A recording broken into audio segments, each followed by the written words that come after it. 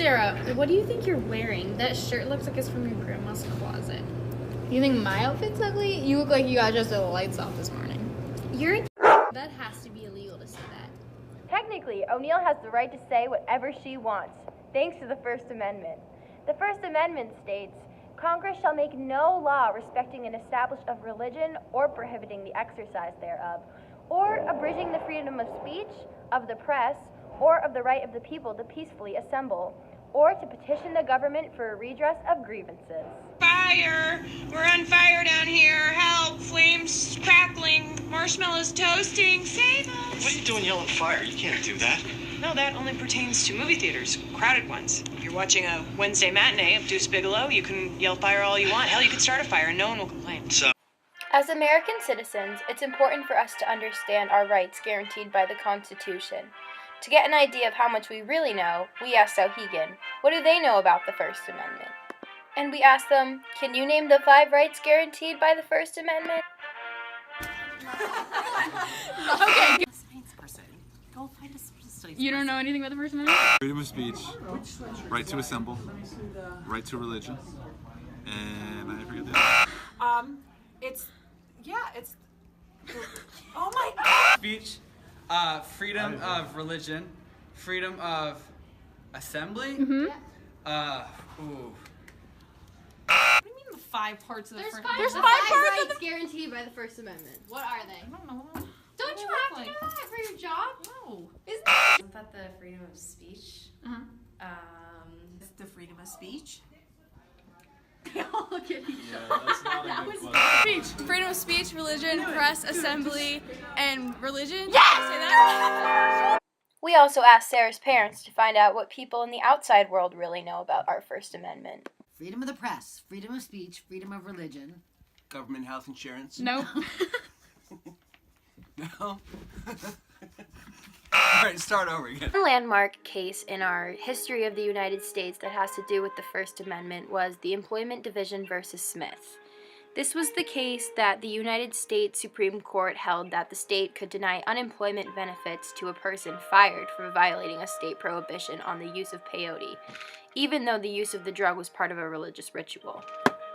It all started when 2 counselors that worked for a private drug rehabilitation organization ingested peyote, which is a powerful hallucinogen, as a part of their religious ceremonies as members of the Native American Church. As a result of their conduct, the rehabilitation organization fired the counselors, and when they did this, the counselors filed a claim for unemployment compensation. The government denied them benefits because the reason for their dismissal was considered work-related misconduct. Come in. Hi, I just wanted to let you know we got your drug test results and we found positive for peyote. You're fired. Hello, my name is Carolina Peaky. I'm the chair of the Unemployment Division.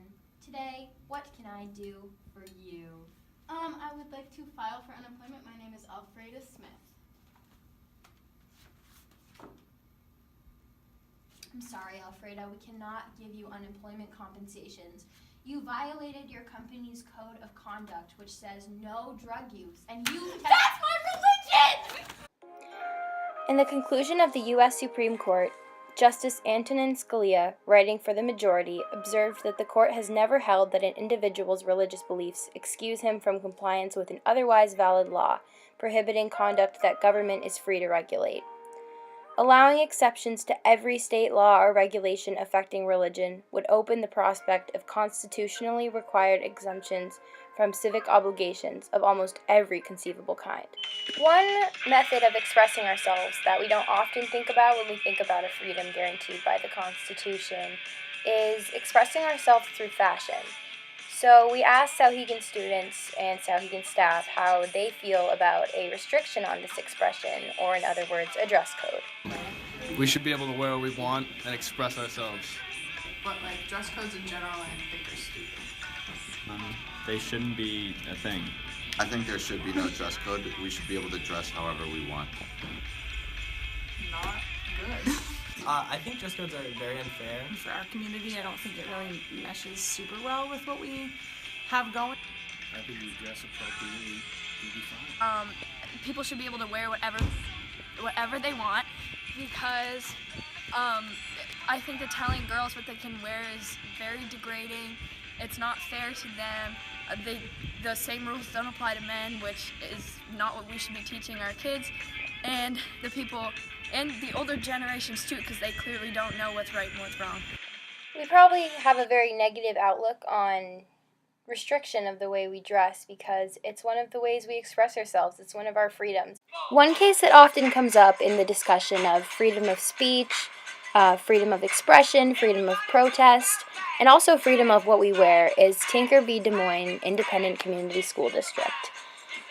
So the facts of the case are that in December 1965, a group of students in Des Moines held a meeting in the home of 16-year-old Christopher Eckert, and they basically decided that to support a truce for the Vietnam War, they were going to wear black armbands to school. And the school staff learned about the plan and created a policy that stated any student wearing an armband would be asked to remove it, and if the student refused to do so, the student would be suspended. On December 16th, Mary Beth Tinker and Christopher Eckert wore their armbands to school and were sent home.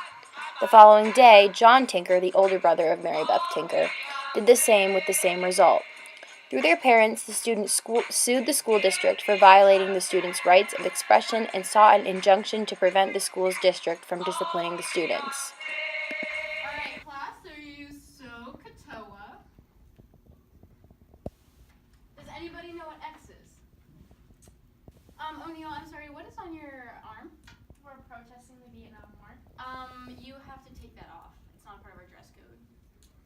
We're not taking them off. It's part of our freedom of speech. We can wear and say whatever we want. Not here. It's not a part of the dress code. So you either have to take it off or you have to go to the principal's office. Alright, we'll go to the principal's office then. Alright? In the conclusion of this case, Justice Abe Fortas delivered the opinion of the 7-2 majority. The Supreme Court held that the armbands represented pure speech and that it is entirely separate from the actions or conduct of those participating in it. The court also held that the students did not lose their First Amendment rights to freedom of speech when they stepped onto school property. In order to justify the suppression of speech, the school officials must be able to prove that the conduct in question would materially and substantially interfere with the operation of the school. But what happens when somebody's shirt or whatever they're wearing really can disrupt the school day? A case that really, this wasn't a Supreme Court case, but it does explore this concept, is KD v. Fillmore Central School District.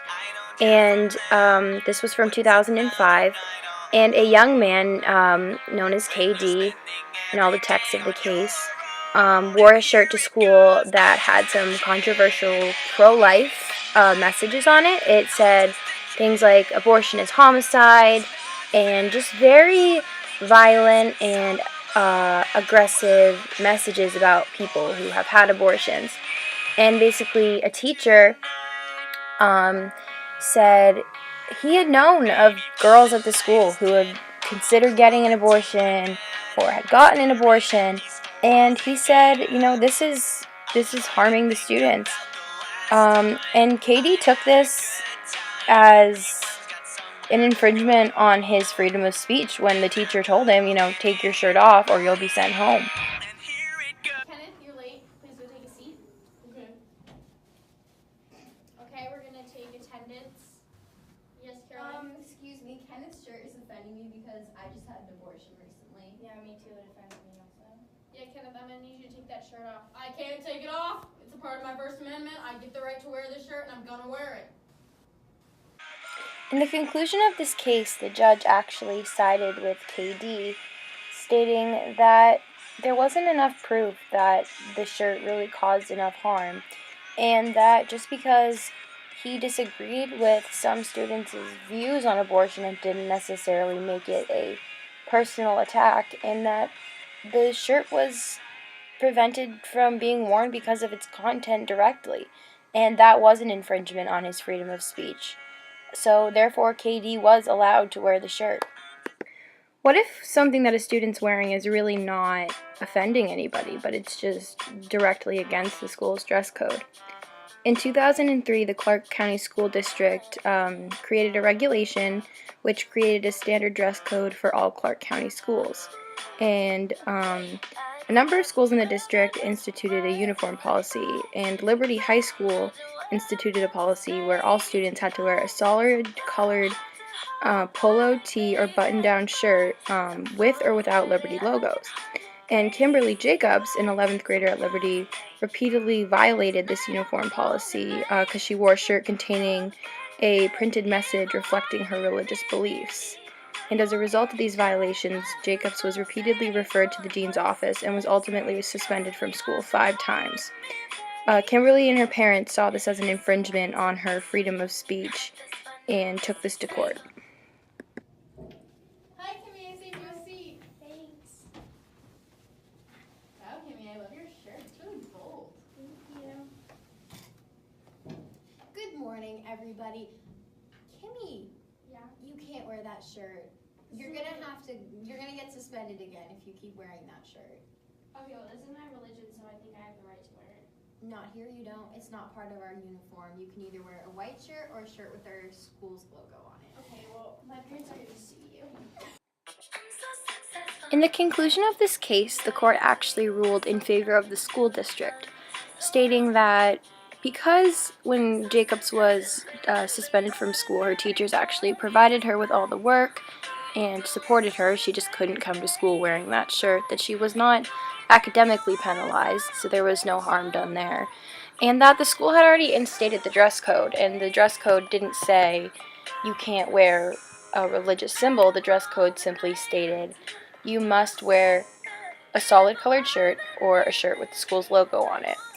And because of the state's laws, the schools were allowed to have a dress code, so therefore Jacobs was actually in the wrong. So what can we conclude about our freedom of speech as American citizens, especially when it comes to the way we dress? Well, we can conclude that the rules are a little different in schools. The state sometimes makes laws that make it okay for a school to infringe on a student's right to wear whatever they want. And sometimes a school can say that we're harming other students or distracting the school day just for speaking our minds and standing up for what we believe in. And I think that that's really important in our American democracy, and it's guaranteed by the First Amendment that no matter what, we can really say whatever we want, and we can say it through what we wear. And it's up to us as the younger generations of America to really come forward and challenge these rules that are placed upon us based on how we can express ourselves.